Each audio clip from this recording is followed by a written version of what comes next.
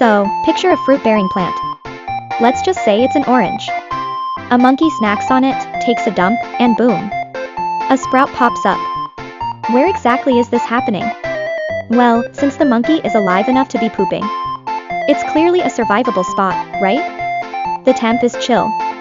Somewhere between 0 and 35 degrees.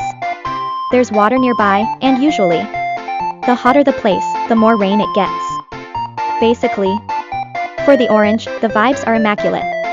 It's a safe space, where the baby sprout won't die. Here's the big brain move by the orange. By letting the monkey eat the fruit, the orange basically hired a free Uber to transport its seeds to a new location with the exact same perfect climate. It's a strategic territory expansion hack. And guess what? It worked. But wait, it gets crazier.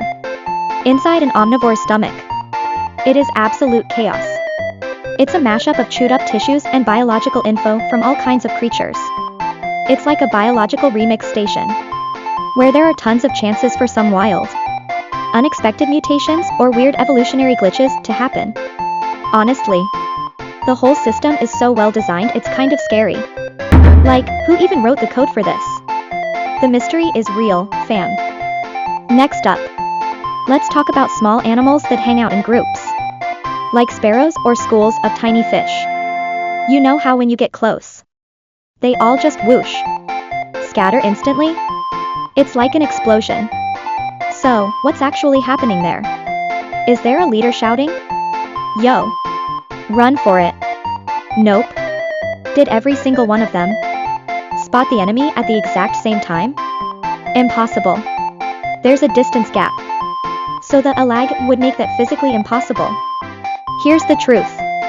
They are literally just copy-pasting the movement of the guy next to them. That's it. They just mimicked their neighbor and felt safe. Period. And hey, that actually saves their lives. Doing the same thing as everyone else triggers a sense of safety. It's a survival feature downloaded into animals during evolution. On the flip side, doing something different makes you anxious. It messes with your mental stability. And guess what? Humans run on the exact same software. I hate myself. I always just go with the flow. I have zero main character energy. I'm such an NPC. That is exactly right. That's how you survive. So, hornets are straight up predators, snacking on honeybees. But the bees? They clap back. Hundreds of them gank the hornet all at once, vibrate their chest muscles like crazy, and literally roast the invader alive with body heat. The core temp hits like 46 to 48 degrees. Apparently, this is called Heat Kill Bee Ball Nisatsuhukyu. NGL, that sounds like a finisher move from a battle anime. Ideally, that's all I wanted to say, but here's the dark part. The first bee to grapple the hornet usually gets crushed and insta-killed. Even the bees surviving up to 49 degrees are burning their own HP and shortening their lifespans with this attack. It's basically instinct. Hardwired code to save the species, the eggs, and the hive. But it proves that this self-sacrifice mentality exists way back in the biological timeline. Even in bugs. The queen bee is a machine, dropping 1,000 to 2,000 eggs a day. Once a new queen is chosen, the hive gets too cramped. So the old queen takes half the workers and dips. It's called swarming. She leaves the winning spot, the safe, successful base that hasn't been wrecked by enemies, to the new generation. She hands over the keys and heads out to a dangerous, unknown land to build a new nest. It's a total gamble, a fresh start on hard mode. You know how people say 20% of worker ants don't work? Well, that's actually called age polytheism. Basically, the dangerous jobs, going outside, foraging, fighting enemies, risking death, are done by the elderly aunts who are closer to death anyway. They literally shed their skin and a class change into hard workers for the outside world. I mean, it's technically a downgrade. The young ones stay safe inside, guarding the queen. They don't fetch food.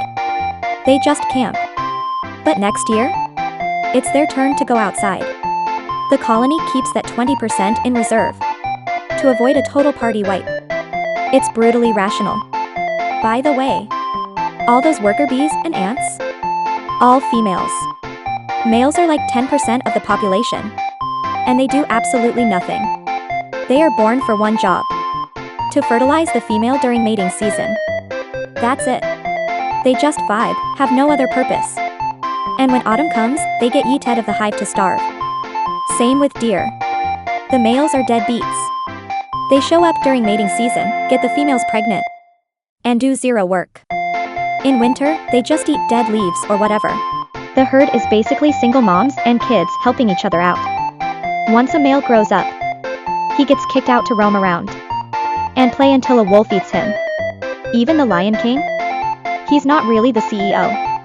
He's more like a freeloader. The females are the leaders.